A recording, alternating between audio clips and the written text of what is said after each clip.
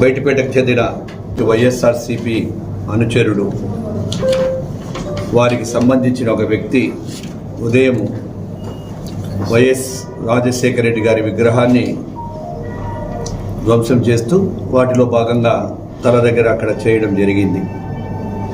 ముఖ్యంగా ఇది జరిగిన తర్వాత వైఎస్ఆర్సీపీ నాయకులందరూ కూడా ఈరోజు ఉదయం నుంచి ఒక ప్లాన్ ప్రకారం ఏదైతే ఒక కార్యక్రమం ఏది చేయాలన్నా వాళ్ళకు ఒక ప్లాన్ ఉంటుంది. ఏ విధంగా నువ్వు పోయి ఈ విధంగా చేసేసి ఈ విధంగా చేసుకొని ఈ విధంగా చేయి ఈ విధంగా పోతుందని చెప్పి దానికి ఒక టీం ఉంటుంది. ఆ టీములో భాగంగానే ఈరోజు అక్కడ అది చేసి వెంటనే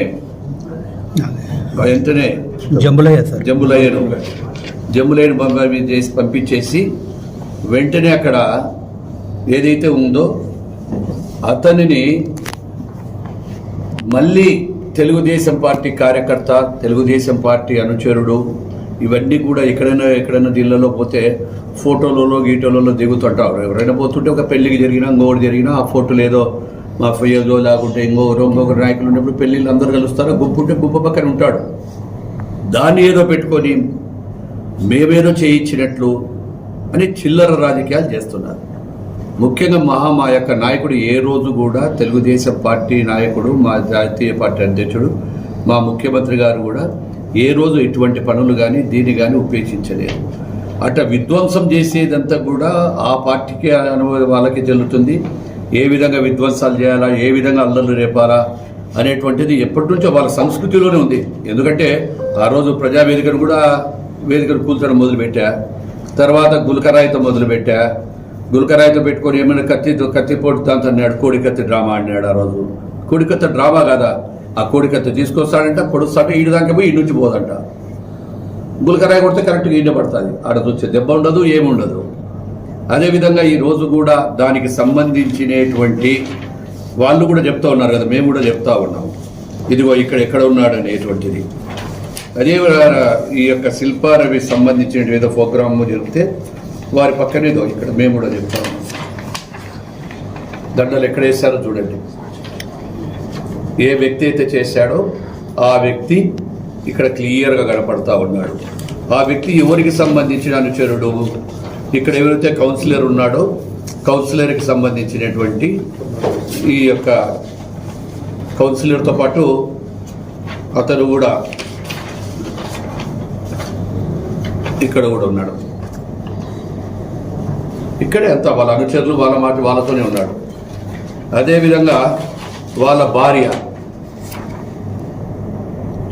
ఇక్కడ ఎక్కడో ప్రోగ్రాం జరిగితే శిల్పారవి గారి మిస్సెస్ అక్కడ ఉంటే అక్కడ ఆవిడతో పాటు ఆ యొక్క కార్యక్రమంలో, అంటే ఇన్ని సాక్ష్యాధారాలు ఉన్నా ఇన్ని జరిగినా ఈరోజు మళ్ళీ బట్ట కాల్చి మొహాన వేసేసి మీ వాడే మీరే చేసినారనేటువంటిది ఈరోజు వాళ్ళు చేస్తున్నటువంటి ప్రచారం.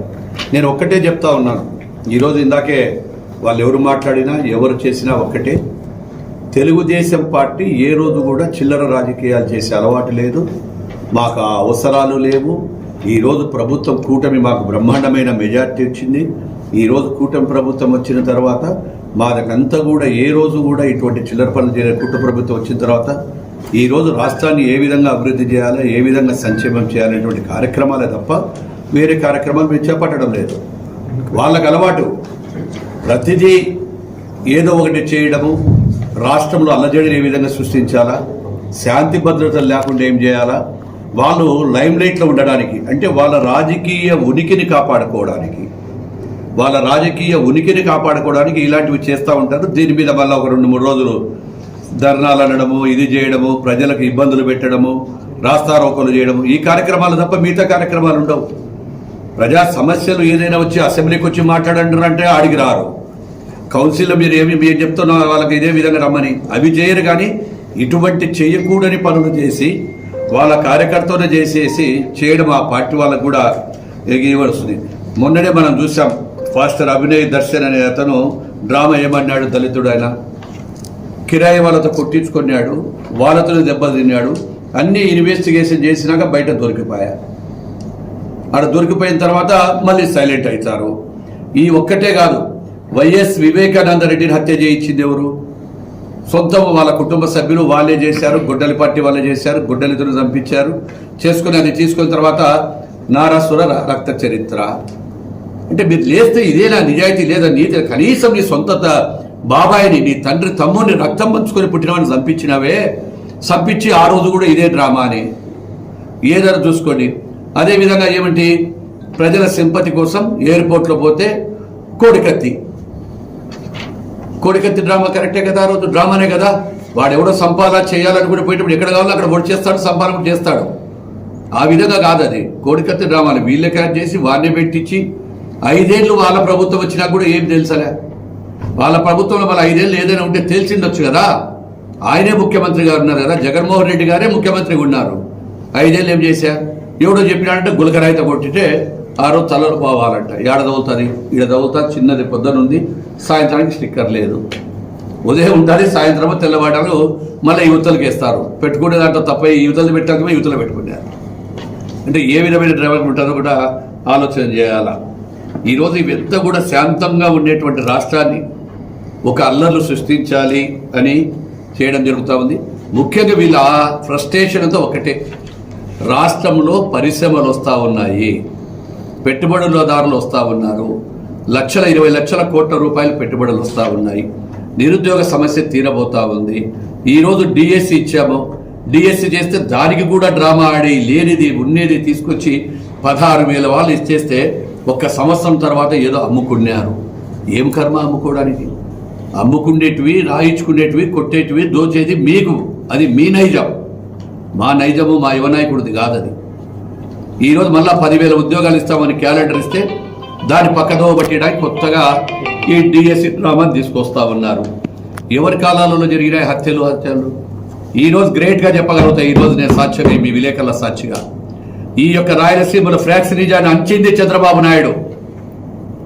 ఈరోజు తిరిగే లీడర్లంతా కూడా ఏవైతే ఇన్నోవాలు కావచ్చు, ఫార్చునర్లు కావచ్చు, అంతకంటే పెద్ద పెద్ద బండ్లు తిరిగి బంగ్లాలు కట్టుకునే నాయకులు, వీళ్ళంతా కూడా ఏసీ రూములో తిరిగే నాయకులు. ఆ రోజు చంద్రబాబు నాయుడు తీసుకునే నిర్ణయం వల్ల మంచి ఆఫీసర్లను తీసుకొని కిరాయి హంతకులను ఎన్కౌంటర్ చేయించి, అదేవిధంగా ఎవడు తప్పు చేస్తే వాళ్ళని ఈ పార్టీ ఆ పార్టీ అనకుండా ఆ రోజు కేసులలో పెట్టి వాళ్ళందరినీ కూడా జైలు పెట్టిన ఘనత చంద్రబాబు నాయుడుది. ఈరోజు ఫ్యాక్షన్ కుటుంబాలంతా కూడా వద్దనుకుని ఈ సత్యమార్గం నడుస్తూ ఉన్నాయంటే చాలా మంది కూడా వాళ్ళ పిల్లలు ఈరోజు పెద్ద పెద్ద చదువులు చదవడం కావచ్చు, ఈరోజు ఉన్నతమైనటువంటి ఒక పదవులు ఆదవులు చేస్తున్నారంటే చంద్రబాబు ఫోటోను రోజు ఉదయం లేస్తే దండం పెట్టుకొని పోవాలి. ఆ రోజు అంచినటువంటి నాయకుడు. అంటే ఎప్పుడు కూడా హత్యా రాజకీయాలు కానీ ఈ విధంగా శాంతి భద్రతలకు బాగా ఉండాలనేటువంటిది. శాంతి భద్రతలు ఉండాలి. శాంతి భద్రతలు ఉంటే పరిశ్రమలు వస్తాయి, ప్రజలు సుఖ సంతోషాలతో ఉంటారు. వాళ్ళంతా కూడా సంతోషంగా ఉండాలి ప్రజలు, అప్పుడే రాష్ట్రం అభివృద్ధి చెందుతుంది అనేటువంటి నాయకుడు మా నాయకుడు. ఆఖరికి మా యువ నాయకుడు కూడా ఏ రోజు కూడా ఒకటే చెప్తా ఉన్నాడు, రెడ్ బుక్ అనేది ఏంటి, ఒక ఎర్ర బుక్కులో ఉన్నాము, ఎవరు తప్పులు చేసింటే వాళ్ళకు ప్రభుత్వ పరంగా శాఖాపరంగా చేసే తప్పులు చేసింటే వాళ్ళ మీద చర్యలు తీసుకోబడుతుంది, ప్రభుత్వం చర్యలు తీసుకుంటే చెప్తే ఆ రెడ్ బుక్ మీద కూడా రెడ్ బుక్ విధానమా? నిజంగానే మేము ఆ విధంగా ఉండింటే మీరు రోడ్ల మీద తిరిగిందిరా అని అడుగుతా ఉన్నా.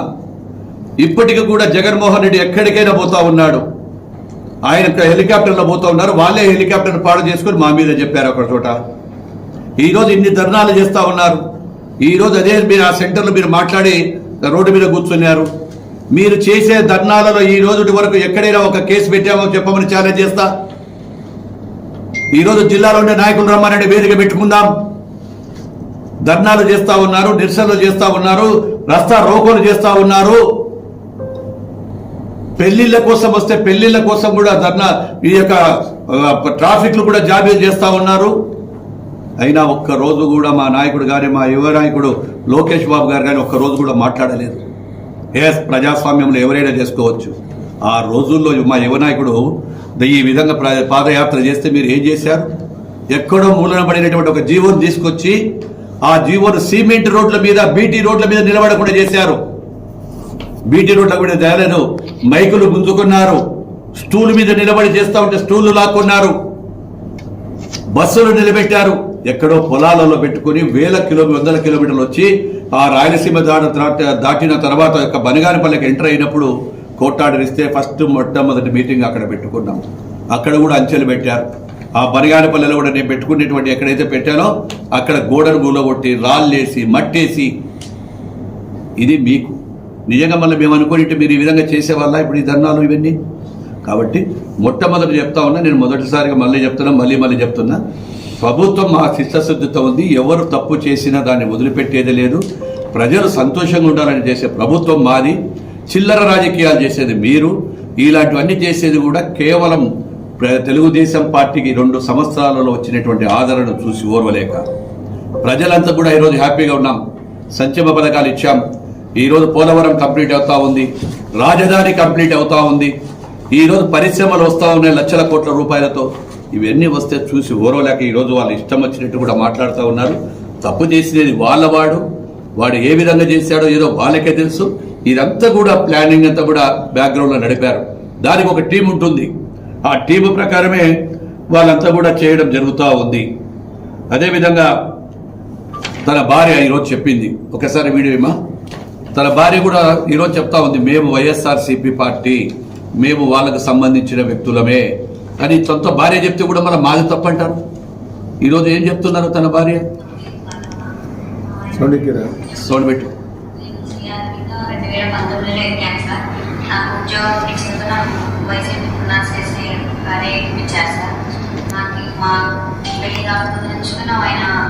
ఈ ప్రభుత్వానికి మా మామ అందరం ఫేవర్స్ చేసే దానికి వైసీపీకి మేము ఎటువంటి కాదు సార్.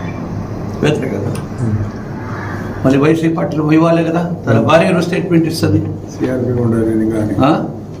చేస్తా ఉన్నారు. వైసీపీ కౌన్సిలర్ నన్ను ఎక్కించినారు సార్, నేను వాళ్ళే వైసీపీ ప్రభుత్వం. తన భార్య చెప్తా ఉంది స్టేట్మెంట్, పునాశేషే గారి అనుచరుడు. మళ్ళీ ఇవన్నీ తెలిసి కూడా ఈరోజు వేయాలని అనుకుంటా ఉన్నారు. అధికారం కోల్పోయిన తీర్లు మార్చుకోవాలి. ఈ గొడ్డల పార్టీకి ఒకటే చెప్తా ఉన్నాము, మీరు ఎన్ని డ్రామాలన్నా, కోడికత్తి డ్రామాలు, గొడ్డలి డ్రామాలు, గులకరాయి డ్రామాలు, ఈ డ్రామాలన్నీ కూడా ఎన్ని చేసినా ప్రజలు నమ్మే పరిస్థితిలో లేరు. మీరంతా కూడా ఫ్రస్ట్రేషన్లో ఉన్నారు. ఆ ఫ్రస్ట్రేషన్లో ఏం చేయాలో ఏం మాట్లాడాలో కూడా అర్థం కాకుండా ఒక్కొక్కరు మాట్లాడుతూ ఉన్నారు. ఖచ్చితంగా కూడా దీని మీద విచారణ జరుగుతుంది. విచారణ నిజాలన్నీ కూడా బయటకు వస్తాయి. ఏ రోజు కూడా మేము ఏ నాయకుడిదైనా సరే మేము సమర్థించలేదు. ఇప్పుడు కూడా చెప్తా ఉన్నాం, ఆ పని చేసినటువంటి దాన్ని సమర్థించలేదు. మేము మా నాయకుడు కూడా ఖండించారు, సమర్థించలేదు. బట్ మీరు చేసుకొని మీ కార్యకర్త చేసి మీ వాళ్ళు చేసి మా మీద బురద జరగడం కరెక్ట్ కాదు. త్వరలో విచారణలో అన్నీ కూడా తెలుస్తాయని చెప్పి తెలియజేస్తా ఉన్నాం.